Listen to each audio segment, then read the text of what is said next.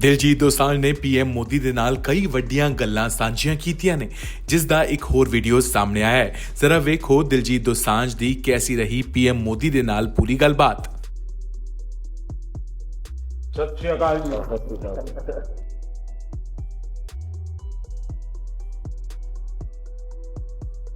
हिंदुस्तान के गांव का एक लड़का जब दुनिया में नाम रोशन करता है तो अच्छा लगता है।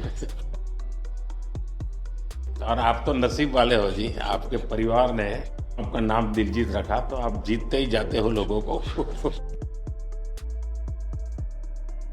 हम पढ़ते थे, मतलब ये लिखा हुआ सब जगह और खुद कि मेरा भारत महान, लेकिन मेरा भारत महान मैंने इस टूर में एक्चुअल जाना सर। जब मैं भारत घूमा ना जी पूरा तो मेरे को पता चला ये क्यों कहते हैं मेरा भारत महान। सचमुच में भारत की विशालता एक अपना शक्ति है जी।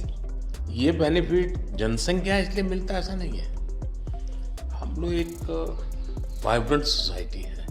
आपकी जर्नी से भी सर हम जब देखते हैं तो मतलब आपने कितना अपनी इकाइयों में हिमाचल चले जाना और सब कुछ छोड़ देना और फिर भगवान का इतना आशीर्वाद हो जाना, ये बहुत बहुत मतलब ये भगवान की मर्जी ही है। तो उसके बिना क्या होता है? हमारे देश में हर इंसान पौधे में भी परमात्मा देखता है। 100% देखते हैं, मतलब हम वेस्टेज नहीं करते हैं। हाँ, थ्रो अवे कल्चर वाले लोग नहीं है। रिसाइकल रीयूज अभी दुनिया में नाम आया है, हमारे तो ब्लड में है। हाँ जी। दुनिया को इसका पता नहीं है। कभी आप अपने कार्यक्रमों के द्वारा ये जरूर कर सकते हैं जी कि भारत के लोग पर्यावरण की रक्षा कैसे करते हैं। अब जैसे मैंने अभी ये कार्यक्रम चलाया, एक पेड़ माँ के नाम, अपनी माँ को याद करते हुए, माँ जिंदा है तो माँ को साथ ले जाओ और पेड़ लगाओ, माँ की जीवन स्मृति बन जाएगी वो। और माँ जिंदा नहीं है तो फोटो लेकर के जाओ, लेकिन माँ को कहो माँ तुम्हारे लिए पेड़ है। तो अपनी माँ जिसने हमें जन्म दिया और ये धरती माता जो जीवन देती है, दोनों को हम एक प्रकार से आज करोड़ों लोग ये काम कर रहे हैं। हाँ। भारत में सबसे बड़ा अगर कोई जादू जिसको कह लो तो वो योग है, और जिसने योगा को अनुभव किया है वो उसकी ताकत जानता है। हाँ जी सर।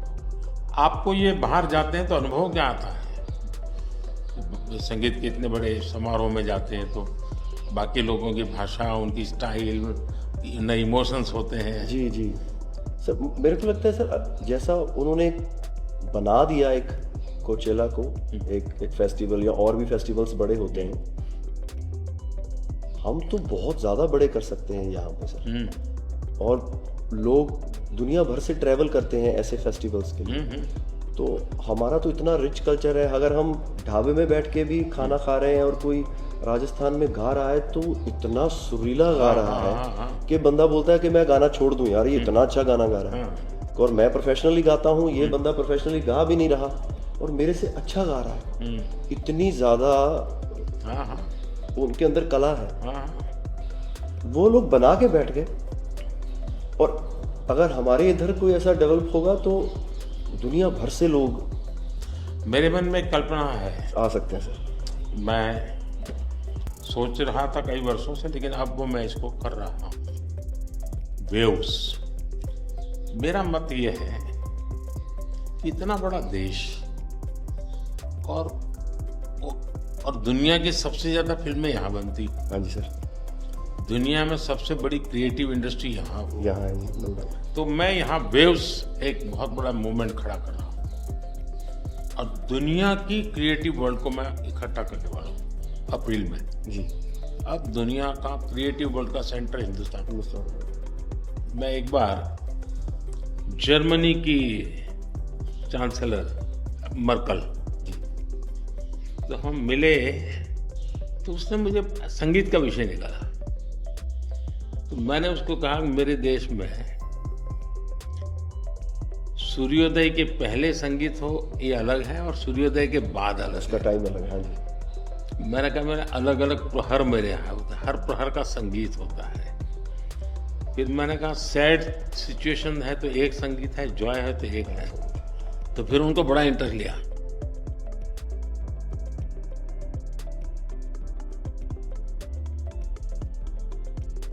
मैं सचमुच में साहबजादों का जो बलिदान है, जी सर।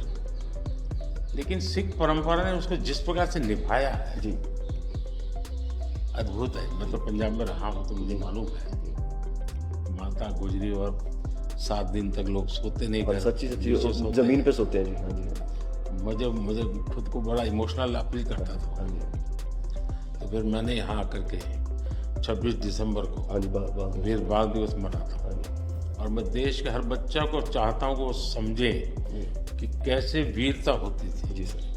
आस्था क्या होती थी। कच्छ के अंदर लखपत में गुरुद्वारा है। 2001 में जब भूकंप आया तो उसको काफी नुकसान हुआ गुरुद्वारा। गुरु नानक देव जी वहां रहे थे तो मुझे बड़ी गहरी चोट पहुंची। तब तो मैं मुख्यमंत्री नहीं था, लेकिन मैं तब एक वॉलेंटियर के रूप में वहां कच्छ में काम करता था। अच्छा जी। भूकंप के 9 महीने के बाद मैं मुख्यमंत्री बना। जी सर। तो मैं कच्छ गया और मैंने पहला काम तय किया, मैं एक गुरुद्वारा को बनाऊंगा। बड़ी बात। लेकिन मैंने दूसरा तय किया कि मैं वैसे ही बनाऊंगा जैसा उस समय बना था।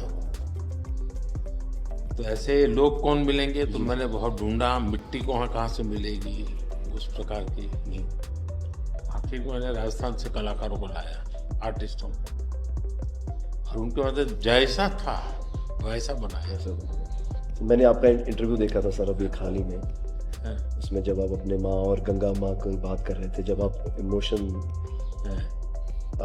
हो गए सर, वो मुझे बहुत टच किया। मतलब वो एक हमारे लिए आप प्रधानमंत्री एक बहुत बड़ा पद है, तो हम शायद एक जो उसके पीछे एक माँ और बेटा और इंसान है, वो कई बार वो निकल जाता है, भूल जाता है, क्योंकि एक औहदा बहुत बड़ा है। लेकिन वो जब आप अपने माँ को लेके और गंगा मैया को लेके, वो जो आपका वो दिल भरा, वो टच होता है सर। पता चलता है कि ये एक्चुअली ये दिल से बात निकली है, तभी दिल तक गई। सर ये हमने इंडिया की तरफ से ये पहला सबसे बिगेस्ट टूर हुआ है कि हमने जितने देशों में शोज किए, पहली बार स्टेडियम शोज किए सर हमने। ये इस साल जैसे टूर कल्चर हमारे कम था हमारे। अहमदाबाद में कहाँ किया आपने? गिफ्ट सिटी में? हाँ जी हाँ जी अच्छा। हाँ जी हाँ जी सर।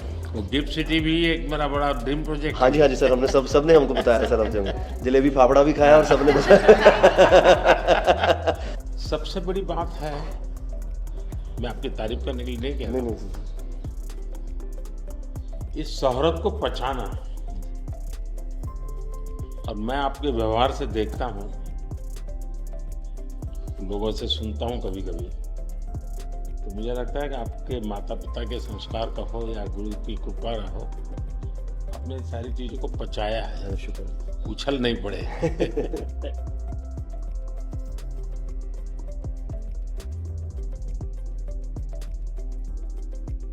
ਉਹ ਕਹਿੰਦੇ ਕਿੱਥੇ ਹੈ ਤੇਰਾ ਰੱਬ ਦਿਸਦਾ ਹੀ ਨਹੀਂ।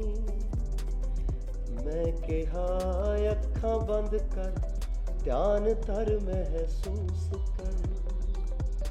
ਇਹ ਮਸਲਾ ਬਾਹਰ ਦੀ ਅੱਖ ਦਾ ਨਹੀਂ, ਅੰਦਰ ਦਾ ਹੈ।